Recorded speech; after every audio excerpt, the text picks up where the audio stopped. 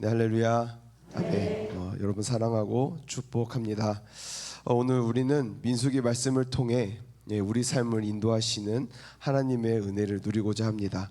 민수기라는 이름은 한자 뜻 그대로 백성의 수를 센다라는 의미입니다. 또 영어 성경 제목도 넘버스라고 되어 있습니다. 이스라엘 백성들이 본격적인 광야 생활을 시작하기 전 시내산 앞에서 인원을 파악하고 전연을 가다듬었기에 붙여진 이름입니다. 하지만 히브리어 원어 성경의 제목은요 조금 다릅니다. 바로 베미드 바르라고 합니다. 즉 광야에서라는 뜻입니다. 저는 이 제목이 민수기의 본질을 조금 더 잘 보여준다라고 생각을 합니다. 애굽을 떠나 약속의 땅 가나안에 이르기까지 이스라엘 백성이 겪은 그 40년의 광야 생활이 고스란히 담아있기 때문입니다. 네, 여러분 그 40년의 생활은요 평탄만 했을까요? 네, 아니죠. 결코 평탄하지 않았습니다. 때로는 하나님을 실망시키고 거역하다가 징계를 받기도 했습니다.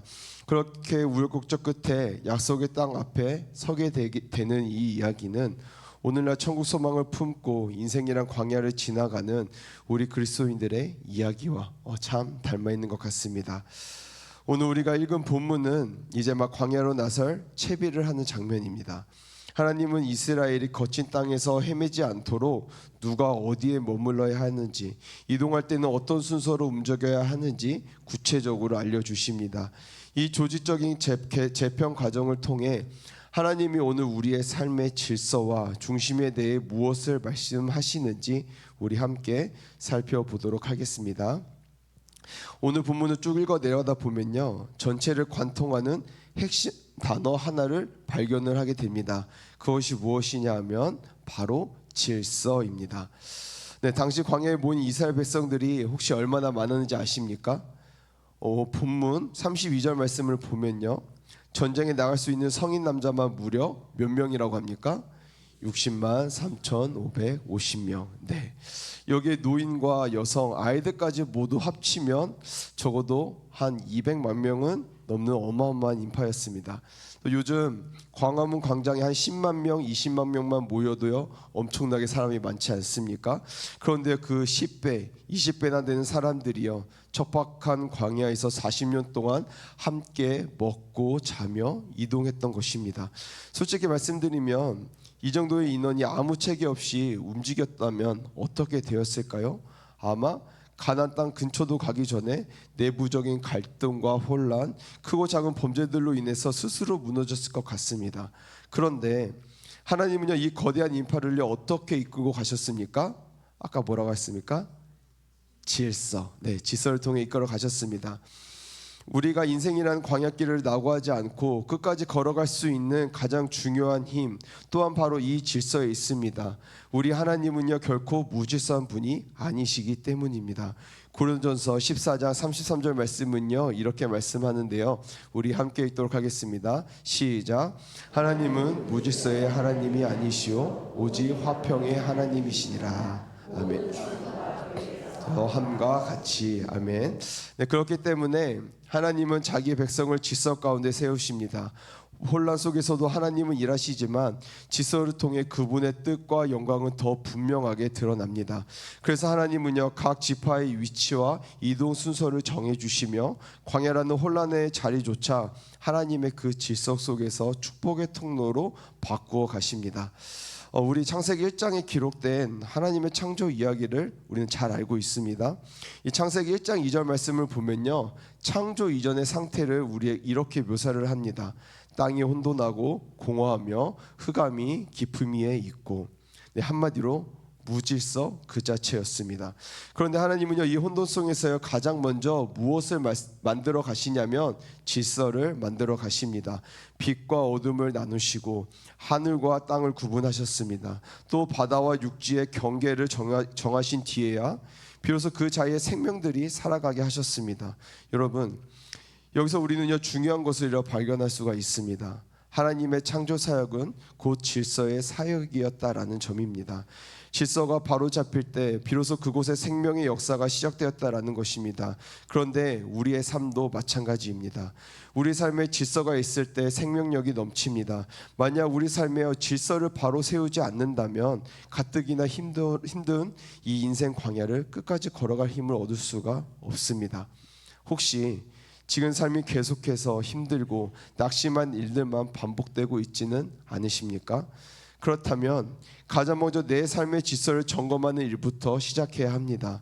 특별히 우리의 내면 세계의 질서가 중요합니다. 우리의 마음의 우선순위와 영적인 질서가 바로 잡힐 때 비로소 신앙이 성장하고 우리 삶의 문제들도 원활하게 풀리기 시작합니다. 이 내면이 소란스러우면 밖으로 드러나는 그 삶도 흔들릴 수밖에 없기 때문입니다. 그래서 오늘 설교를 마치고 돌아가는 길에 여러분 스스로에게 이런 질문을 한번 던져봤으면 좋겠습니다. 하나님, 내 삶의 질서를 바로 세우기 위해 제가 오늘 당장 실천해야 할 구체적인 방법은 무엇입니까? 이 질문에 대한 답을 찾는 것이 바로 광야 같은 세상을 이기는 승리의 시작이 될 것입니다. 네, 여러분, 하나님께서 이스라엘 백성들 사이에 질서를 세우실 때 가장 중요하게 여기신 것이 있습니다. 그것이 뭐냐 하면 바로 우리 진영의 중심에 무엇이 있는가 하는 것이었습니다. 오늘 2절 말씀 우리 함께 읽도록 하겠습니다. 네, 제가 함께 읽도록 하겠습니다. 시작. 이스라엘 자손은 각각 자기의 진영의 궁교와 자기의 조상의 가문의 기옥의 때 진을 지되 회막을 향하여 사방으로 치라. 아멘. 하나님은 12지파를 3개씩 묶어서 4개의 진영으로 나누었습니다. 그리고 동서남북 사방에 배치했죠. 예전에 저 신학대학원 시험 때 이 문제가 나왔는데요. 제가 이걸 어떻게 외웠냐면 유이스 르시갓 에무베 다나납 이렇게 앞글자만 따서 외운 적이 있습니다. 그런데 시험에 이게 나왔습니다. 그래서 맞았을까요? 안 맞았을까요? 네, 맞았습니다. 그러니까 동쪽에는 유다와 이사갈, 스불론 지파가 있고요. 남쪽에는 르우벤과 시므온 갓 지파를 두셨습니다. 또 서쪽에는 에브라임과 므낫세, 베냐민 지파를, 북쪽에는 단과 아셀, 납달리 지파를 세우셨습니다. 그리고 그 사방 한가운데에 가장 중심에 무엇을 두셨습니까? 네, 레위 지파와 하나님의 회막을 두셨습니다. 여러분, 회막이 무엇입니까? 하나님을 만나는 장막입니다. 하나님의 거룩한 성령이 임재하는 장소 바로 성막입니다. 이 성막을 중심에 두셨다라는 것은요, 이스라엘의 모든 질서가 누구 중심이어야 됩니까? 네, 하나님 중심이어야 한다는 것을 의미합니다. 만약 사람들이 자기들끼리 모여 법과 규칙만으로 질서를 잡으려고 했다면 어떻게 됐겠습니까? 한 1, 2년은 버텼을지도 모르겠습니다. 거친 광야를 40년이라는 긴 세월을 한 마음으로 버티기는요 불가능했을 것 같습니다. 그런데 우리의 삶도 똑같습니다. 하나님의 임재가 우리 삶의 정중앙에 있어야만 무너진 질서가 바로 잡히기 시작합니다. 하나님을 내 삶의 1순위에 모실 때 비로소 엉켰던 나머지 일들이 제자리를 찾게 되는 것이죠. 이스라엘 백성들이 회막을 향해 사방으로 진을 쳤다는 것은요 참으로 놀라운 의미가 있습니다. 텐트 문을 열고 나갈 때, 또 들어올 때, 또 이웃과 대하거나 물건을 거래할 때 그들의 일상의 어느 순간에든 고개만 들면 무엇이 보입니까? 성막, 하나님의 성막이 보이도록 삶이 세팅이 되어 있었다라는 뜻입니다. 여러분, 하나님을 중심에 둔다는 것은요 거창한 것이 아닙니다. 나의 평범한 일상 속에서 순간순간 하나님을 의식하고 바라보는 것, 그것이 바로 하나님 중심의 삶이자 질서 있는 삶의 시작인 것입니다. 그런데 여러분, 우리가 하나님 중심의 삶을 산다고 할 때 이것이 참 말처럼 쉽습니까? 돌아서면 잊어버리고 세상 일에 치이다 보면 하나님 생각은커녕 당장 눈앞의 문제 해결하기 바쁜 게 솔직히 우리의 모습 아닙니까? 이스라엘 백성들이 문만 열면 성막이 보이도록 진을 쳤던 이유가 바로 여기에 있습니다. 눈에 보여야 기억하고 기억해야 중심을 잡을 수 있기 때문입니다. 그래서 저는 여러분께 제안을 하나 드리고 싶습니다. 뭐냐면 여러분 일상에 영적 말뚝을 밟는 겁니다. 그러니까 가장 쉬운 방법이 뭘까 고민을 하다가 한 가지 생각을 했습니다. 바로 알람입니다. 알람. 네, 누구 핸드폰 다 있으시죠? 네, 여기 핸드폰 없으신 분은 없는 것 같습니다. 오후 3시든 밤 9시든 시간을 딱 정해서요 알람을 맞춰봤으면 좋겠습니다. 그 소리가 울리는 순간이 바로 여러분들의 거실이 혹은 여러분들의 일터가 하나님의 성막으로 변하는 시간입니다. 알람이 막 띠링띠링 띠링띠링 이렇게 울리면 하던 일을 멈추고 당당하게 선포하십시오. 하나님, 제가 지금 주님을 바라봅니다. 주님이 제 삶의 주인이십니다. 길게 기도 안 하셔도 됩니다. 뭐 장 보다가 알람이 울리면 주님, 저 지금 장 보고 있어요. 좋은 소고기 고르게 해주세요. 뭐 이렇게 안부를 물으셔도 좋을 것 같습니다. 중요한 건 내 일상의 한복판에 하나님이 계시다는 것을요 내가 인식을 하는 겁니다. 그게 바로 질서의 시작입니다. 오늘부터 휴대폰을 꺼내서 여러분만의 시간을 세팅하십시오. 그 작은 알람 소리가 거친 광야를 지나는 여러분들의 발걸음에 새 힘을 주고 또 무질서했던 그 마음을 평안으로 꽉 채울 줄 믿습니다. 오늘 우리 모두 주님, 제가 주님께 족대꾸알하겠습니다. 구독하고 알람 설정하겠습니다라고 결단하며 활기차게 이 광야의 길을 걸어가기를 간절히 소망합니다. 17절 말씀을 보시면요 더 놀라운 사실이 나옵니다. 17절 상반절 노란색 말씀, 우리 함께 읽도록 노란색 글씨 맺겠습니다. 시작. 그 다음에 회막이 레위인의 진영과 함께 모든 진영의 중앙에 있어 행진하되. 아멘. 보시면 진을 치고 쉴 때만 하나님 중심이 아니었습니다. 이제 짐을 싸서 이동할 때, 행진할 때도 회막은 여전히 모든 진영의 정중앙에 있어야 했습니다.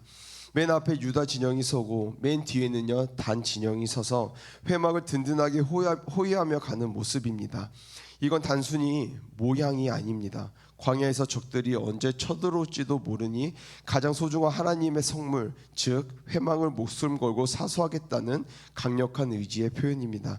그런데 냉정하게 우리가 생각을 해보면 행진을 할 때 이 무거운 회막을 가운데 두고 간다는 게요 얼마나 번거로운 일입니까? 기동력도 떨어지고 신경 쓸 게요 한두 가지가 아닙니다. 효율성만 따진다면요 어떻게 하면 될까요? 그냥 튼튼한 수레에 싣고 말이 끌게 해서요 후다닥 가버리면 되지 않겠습니까? 하지만 하나님은 어떻게 명령을 하셨습니까? 레인들이 직접 그 무거운 성물을 어깨에 메고 대열 한가운데에서 질서정연하게 걸어가라 라고 하셨습니다. 이게 무엇을 말해주는 걸까요? 하나님, 우리는요 좀 느리더라도 하나님과 함께 가겠습니다.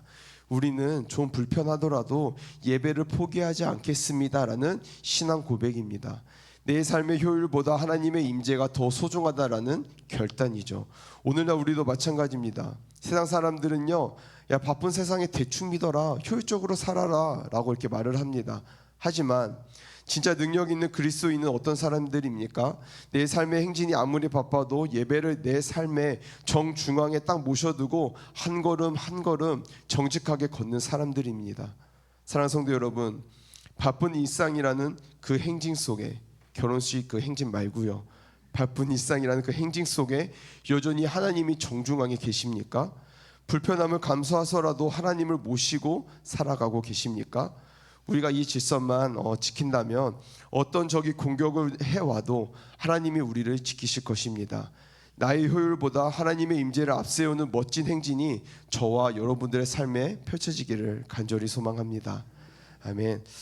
네, 여러분, 제가 평생 소원이던 아주 비싸고 번쩍거리는 최고급 승용차 한 대를 장만했다고 한번 생각을 해보겠습니다. 네, 저는 벤츠의 GL이라는 그 차를 되게 좋아하는데요, 그 차를 한번 장만해 보겠다고 생각을 해보겠습니다. 네, 겉모습이 얼마나 화려한지요 사람들이요 다 쳐다봅니다. 왜냐하면 무지개 색깔로 차를 장만했기 때문입니다. 또 엔진 소리가 기가 막힙니다. 그런데 이 차에 치명적인 문제가 하나가 있습니다. 바로 내비게이션이 고장이 났고요, 핸들이 제멋대로 돌아간다라는 것입니다. 제가요 차를 사서 기분이 좋아가지고 가속 페달을 밟고 신나게 달립니다. 야, 내 차 좋다, 와 잘 나간다 하면서요. 그런데 한참을 가 보니 여기가 어디예요? 길도 없고 낭떠러지 앞이고 막다른 골목입니다. 또 기름은요 다 떨어져 가는데요 목적지는커녕 길을 잃어버렸습니다. 여러분, 차가 아무리 좋으면 뭐합니까? 중심을 잡아주는 핸들이 고장나고 방향을 알려주는 이정표가 없으면요, 그 차는요 달릴수록 재앙덩어리입니다. 우리 인생도 이와 똑같지 않습니까? 세상 사람들은요 말합니다. 열심히 공부해라, 돈 열심히 벌어라, 좋은 차 타고 좋은 집에 살아라. 그래서 우리의 겉모습은 화려하게 꾸미고 정말 열심히 행진하며 살아갑니다. 그런데 정작 내 인생 중심에 하나님이라는 핸들이 없으면 어떻게 될까요? 열심히 살면 살수록 마음은요 더 공허해지지 않겠습니까? 내면을 들여다보면 정리가 안 된 방처럼 시기와 질투와 불안, 온갖 중독적인 생각들이 엉망진창 널려 있습니다. 지식은 많고 돈은 벌었는데요, 나는 지금 어디로 가고 있는가? 나는 지금까지 무엇을 위해 사는가라는 이 질문 앞에서 대답 못하고 방황하는 것이죠. 중심이 없으니 무질서가 찾아오고 무질서가 찾아오니 그 삶이 무너지는 것입니다. 여러분 인생이라는 차의 운전석에는요 지금 누가 앉아 있으십니까? 혹시 불안하고 욕심이 많은 나 자신이 앉아 있지는 않습니까? 오늘 이 시간 우리의 삶의 핸들을요 질서의 하나님께 다시 맡겨드렸으면 좋겠습니다. 하나님이 내 삶의 중심이 되실 때 비로소 우리의 열심이 성공이 아니라 축복이 되는 것입니다. 엉켰던 내 삶의 실타래가 풀리기 시작을 합니다. 그 하나님을 우리의 인생의 정중앙에 모시고 흔들리지 않는 질서 있는 그 행진을 시작하시는 여러분들이 되기를 축복합니다. 네, 앞서 말씀드린 길 잃은 인생이 되지 않으려면 우리는 어떻게 해야 될까요? 사도 바울은요 그 해답을요 갈라디아서 2장 20절에 아주 명쾌하게 말을 하고 있습니다. 우리 20절 말씀 함께 읽도록 하겠습니다. 시작. 내가 그리스도와 함께 십자가에 못 박혔나니 그런즉 이제는 내가 사는 것이 아니요 오직 내 안에 그리스도께서 사는 것이라. 이제 내가 육체 가운데 사는 것은 나를 사랑하사 나를 위하여 자기 자신을 버리신 하나님의 아들을 믿는 믿음 안에서 사는 것이라. 아멘. 네, 이 바울의 고백을 보십시오. 그의 인생 중심에는요 이제 내가 없습니다. 그럼 누가 있습니까? 오직 예수 그리스도가 계셨습니다. 바울이라고 분명히 왜 없겠습니까? 왜 매맞는 고통이 없었겠습니까? 하지만 그가 끝까지 생명력 넘치게 전진할 수 있었던 비결은 딱 하나, 그가 내면 중심에 하나님의 질서가 단단히 잡혀 있었기 때문입니다. 우리가 내 마음의 중심을 주님께 맡기지 않고 방치한다면 우리 속에 어느새 세상의 온갖 근심과 욕심이라는 잡초로 뒤덮이게 될 것입니다. 우리의 마음이 잡초밭이 되면 어떻게 될까요? 인생의 참된 평안과 힘을 내 안에서 찾지 못하니 자꾸 밖에서 헤매게 될 것입니다. 돈을 더 벌면 괜찮을까? 남들이 나를 더 알아주면 행복할까? 하지만 외부에서 찾는 것들은요 금방 시들어 버립니다. 그러니 기억하십시오. 진정한 인생의 에너지는요 우리 밖이 아니라 우리 중심에 계신 예수님으로부터 터져 나온다라는 것입니다. 이제 우리의 삶의 우선순위를 다시 세웠으면 좋겠습니다. 이스라엘 백성이 거친 광야를 행진할 때 그 무거운 회막을 어깨에 메고 끝까지 중심을 지켰던 것처럼 우리도 조금 불편하고 조금 손해보는 것 같더라도 예수 그리스도를 우리의 삶의 정중앙에 모셔야 된다는 것입니다. 나의 감정보다 주님의 말씀을 더 앞세우고 나의 계획보다 주님의 뜻을 먼저 묻는 것, 이것이 바로 승리하는 인생의 질서인 것입니다. 우리가 개인의 중심을 잡는 것만큼이나 중요한 것이 있습니다. 바로 우리 공동체의 중심에 하나님을 모시는 일입니다. 저는 오늘 본문을 보면서 하나님이 꿈꾸시는 교회 공동체의 비전을 발견을 했는데, 우리 교회도 구역이 있고 다양한 모임들이 있습니다. 그리고 그 구역마다 세워진 리더들이 있죠. 또 오늘 본문을 자세히 보면요, 하나님은 단순히 지파 이름만 부르지 않으셨습니다. 3절에 보면 유다 지파의 나손이라고 했고요, 5절에 보면 이사갈 지파의 느다넬처럼 리더들의 이름을 아주 명확하게 명시하셨습니다. 왜 리더들의 이름을 이렇게 하나하나 다 기록을 해주셨을까? 바로 이들이 여러분들의 리더이니 이들을 신뢰하고 그 방향을 기쁘게 따르십시오 라는 하나님의 명령이자 질서의 약속인 것입니다. 이것이 공동체를 든든하게 세우는 기초인 것입니다. 여러분, 질서란 무엇입니까? 하나님은 하나님의 자리에, 리더는 리더의 자리에, 그리고 나는 어디 있어야 됩니까? 나의 자리에 머무는 것입니다. 여러분의 구역교사, 구역장님들을 진심으로 존중해 줬으면 좋겠습니다. 그리고 무엇보다 그분들과 깊이 소통했으면 좋겠습니다. 공동체 안에서 어떤 문제나 어려움이 생길 때 혼자 고민하거나 리더를 건너뛰어 해결하지 마십시오. 먼저 여러분들의 구역장님과 대화하십시오. 그것이 하나님의 세우신 공동체의 아름다운 질서를 지키는 방법입니다. 그러니까 이것을 민수기식으로 표현해 본다면 1구역의 리더는 누구누구 권사님이요, 그 2구역의 리더는 누구누구 권사님이요, 3구역의 리더는 누구누구 집사님이라. 하나님께서 이렇게 이름을 불러 세우셨다면 우리는 어떻게 해야 될까요?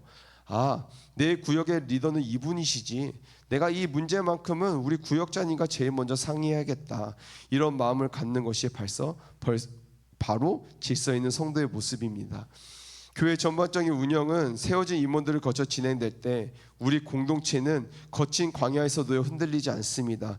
리더를 세우신 분이 하나님을 믿고 그 질서 안에서 서로를 지지해 줄 때 우리 교회는요, 세상이 감당 못할 강력한 군대가 될 줄 믿습니다. 여러분, 오늘 본문 17절 끝부분을 한번 봐주십시오. 여기에 광야를 이기는 기가 막힌 원리가 나오는데요, 각 사람은 자기 위치에서 자기들의 길을 따라 앞으로 행진할지니라. 하나님은 이스라엘 백성들에게 그저 다 같이 뭉쳐서 가라라고 말씀하지 않으셨습니다. 자기의 위치를 지키며 행진하라라고 명령하셨습니다. 이것이 200만 명이 넘는 거대 공동체가 혼란 없이 한마음으로 전진할 수 있었던 비결인 것입니다. 내가 서 있어야 할 자리, 나에게 맡겨진 그 역할과 위치를 끝까지 사수하는 것입니다. 그런데 광야의 길을 걷다 보면요, 반드시 찾아오는 유혹이 있습니다. 자꾸 내 자리가 아닌 남의 자리를 넘보기 시작하는 것입니다. 다른 사람의 역할을 무시하거나 왜 저 사람이 저기에 자리에 있어? 내가 훨씬 더 잘할 텐데 하며 시기하는 순간 공동체의 질서는요, 순식간에 깨지고 마는 것입니다. 사실 민수기 전체를 읽어보면요, 이스라엘이 무너졌던 진짜 원인은요, 외부의 적 때문이 아니었습니다. 바로 질서와 리더십의 붕괴 때문이었습니다. 왜 모세만 지도자냐, 우리도 자격이 있다 하며 자리를 이탈하고 반역할 때마다 공동체는요, 처참한 위기를 맞았습니다. 우리가 내 위치를 묵묵히 지키며 기쁘게 행진하려면 어떻게 해야 될까요? 답은 하나입니다. 우리의 사역과 공동체 중심에 하나님을 모셔야 하는 것입니다. 하나님이 우리 사역의 진짜 주인임을 인정할 때 비로소 나는 남의 자리가 아니라 지금 나의 자리가 가장 귀하다는 것을 깨닫게 되는 것입니다. 내가 앞에서 이끄는 유다 지파든 뒤에서 묵묵히 받쳐주는 단 지파든 하나님이 정해주신 그 위치를 지키며 최선을 다할 때 우리의 공동체는 하나님이 원하시는 방향으로 똑바로 전진할 수가 있는 것입니다. 민수기 16장을 보시면 우리가 눈여겨봐야 할 가슴 아픈 장면이요, 있는데요, 바로 고라 자손의 이야기입니다. 죄송합니다. 그들은 하나님이 세우신 질서 앞에서 마음을 합하지 못하고 모세와 아론을 향해 원망의 목소리를 내었습니다. 그 결과 공동체 전체의 슬픔과 분노가 이어졌습니다. 왜 이런 혼란이 일어났을까요? 그들이 하나님을 중심에 두시기보다 사람의 생각과 목소리를 앞세웠기 때문이라고 생각을 합니다. 우리 사람의 모임은 차차 연약합니다. 아무리 좋은 의도로 모였어도 하나님을 중심에 두시지 않는다면 나도 모르게 내 생각과 내 주장을 먼저 세우게 되는 것이죠. 그러다 보면 질서가 흔들리고 서로에게 상처 주는 일들이 생기기도 합니다.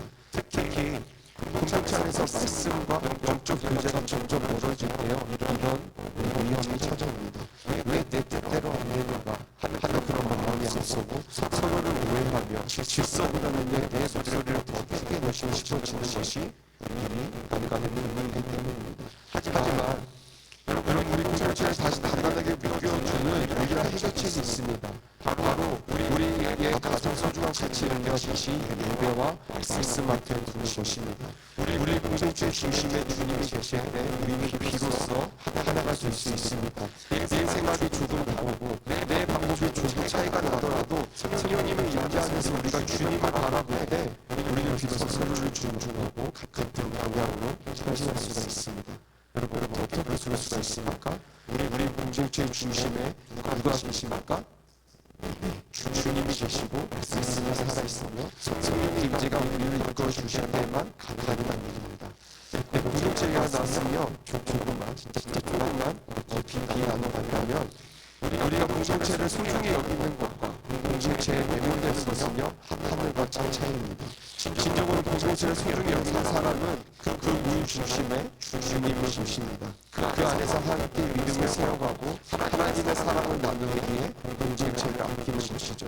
반면에 공동체에 매몰되는 것은 무엇입니까? 주님은 뒷전이고 그저 사람들끼리 허리를 달리기 위해 모이는 것입니다. 재미있는 취미생활이 뒷전이 되고 그저 세상 사람들과 세상 사람들보다 그 사람들이 그래서 끼리끼리 모여 시간을 보내는 것, 이것은요 공동체를 세우는 것이 아니라 도리어 허물는 일이 될 수가 있습니다. 교회 안에서 긴 시간을 함께 보낸다고요 무조건 좋은 것은 아닙니다. 자칫하면 내 삶의 질서가 깨지고 신앙의 해악이 될 수도 있습니다. 우리는 하나님을 더 깊이 알기 위해 공동체를 활용해야지 공동체의 허물돼서는 안 됩니다. 오늘 본문에서 이스라엘 대회를 가져가고 누가 있었습니까? 유다 진영이 있었습니다. 유다 지파는 숫자도 가장 많고 힘도 가장 셌습니다. 가장 실력 있는 지파가 맨 앞에서 위협을 무릅쓰고 대열을 이끌었던 것입니다. 그런데 우리 공동체도 마찬가지입니다. 신앙의 선배들, 은혜를 더 많이 받은 사람들이 유다 지파처럼 리더의 역할을 해야 됩니다. 뒤로 물러나서 나 몰라라 하는 것이 아니라 지치고 힘든 지체들을 앞에서 끌어주며 위로하며 함께 가야 된다는 것이죠. 우리가 이렇게 각자의 자리에서 서로를 돕고 모든 관계의 중심에 주님을 모실 때 비로소 우리 공동체는요 하나님이 의도하신 방향으로 힘차게 행진할 수가 있습니다. 그래서 이번 한 주간 하나님 앞에 떳떳한 교제와 유다 지파와 같은 헌신으로 멋진 공동체의 길을 걸어가시기를 주님의 이름으로 축복합니다. 네, 말씀을 정리하겠습니다. 무엇보다 하나님을 우리의 삶에 정중하게 모시기를 소망합니다. 4월이 되어서요 참 세상이 분주합니다. 자녀들도 챙겨야 되고요, 집안일도 해야 되고요, 또 각자 터전에서 많은 일들을 감당하시느라 참 고단하고 정신없는 나날을 보내고 계실 줄 압니다. 이 복잡한 세상에서 주님을 내 삶의 1순위로 모시고 사는 일, 사실 수십 년 신앙생활 해오신 여러분들도 결코 쉬운 일은 아닙니다. 때로는 세상 걱정에 마음을 뺏기고 때로는 몸이 고되어 주님을 놓칠 때도 있습니다. 그러나 사랑하는 성도 여러분, 우리가 말씀 안에 살기 위해 몸부림치는 그 수고는 세상 그 무엇보다 가치가 있는 일입니다. 우리가 주님을 중심에 모시려고 애쓰는 그 간절함이 있을 때 비로소 거친 광야 같은 우리 인생에 하나님의 질서가 세워지는 것입니다. 우리 가정과 교회 공동체 안에 세상이 줄 수 없는 참된 평화가 임하게 되는 것이죠. 이번 한 주가 어떤 바람이 불어와도 우리 삶의 중심인 회막을 놓치지 마시기 바랍니다. 내가 서 있는 그 자리에서 오직 주님만 바라보며 걸어가길 소망합니다. 하나님이 세우신 거룩한 질서 안에서 흔들림 없이 승리하며 행진하는 복된 성도님들이 되시길 주님의 이름으로 간절히 축복합니다. 아멘. 이 시간 우리 보소서 주님 함께 찬양하시고 기도하시겠습니다.